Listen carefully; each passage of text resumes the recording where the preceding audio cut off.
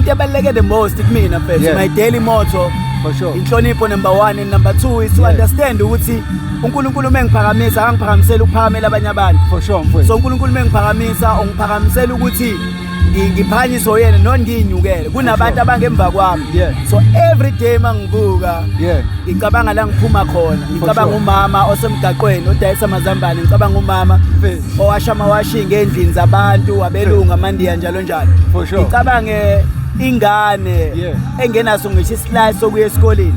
Bese ngithi whatever I do, I'll be a good example. I might not offering imali, but I must offer a good example in terms of personal branding. Ukuthi ingane elandelayo zithi I want to become like this father because I'm a father of girls. You know, ngubaba amantombazane, so I need to lead them correct. Nami ngibe umuntu oyisibonele kumina. Ingcome kahle nala khona ngingekho. Mfowethu ubuya endaweni yasemakhaya le phansi koNyavini madoda. Kusho ukuthini kuwena noma isiphi isibonelo obuka ukuthi usitshalile kwabanye coming from indawo which is a rural area and make it to the top? You know, eNyavini ngizowenzela an example. Kunomjida ekuthiwa uSomnyama boKhumalo. He's doing indaba kuKhozi FM SABC. That guy, he came to me and said, you know what, my fresh njengomuntu esikhule nayo nginesifiso sokungena kwi-radio but ngifuna ukwenza indaba. I went to the former station engangikusona iZulu Mzansi.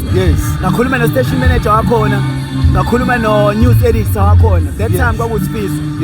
So ngizama ukuphendula umbuzo wakho othi kusho ukuthini uqhamuke emakhaya.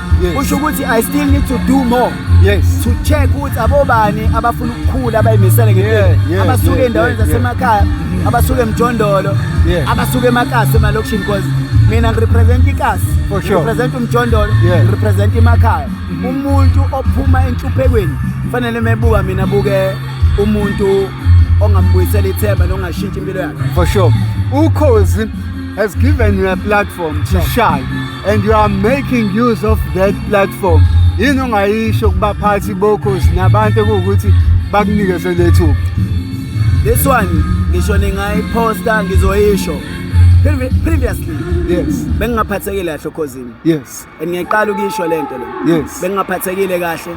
And I want to say pick up to Busani Mthembu, pick up to Mandla Mdletshe, pick up to Lwazi Mthabela, pick up to Lango Celo osanda ukujoin as a province manager. So ngiqedile lapho. Pick up to MC Chata, pick up to Msizi Shembe from Metro. You know, Msizi has been my injection.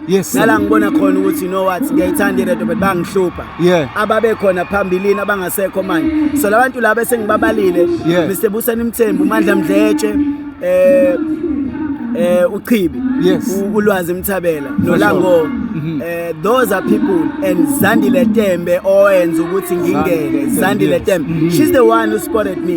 In 2011, she tweeted wathi, she went on X, wabhala wathi, this is a star success. Fair enough, asekho within SABC, but she opened the door for me.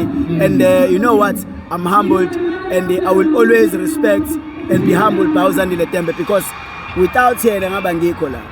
You understand? So as ngiba mention i-management enginawo manje ngiyabonga, and thank you also to SABC phezulu ukuthi basinikeze uthando. Sharp. Station odlule kuzona njengoZulu Mzansi ufisa Mr. Xhaphashi vele ufuna ukugijima stage. Sobe angifuna lapha. Okay, sure.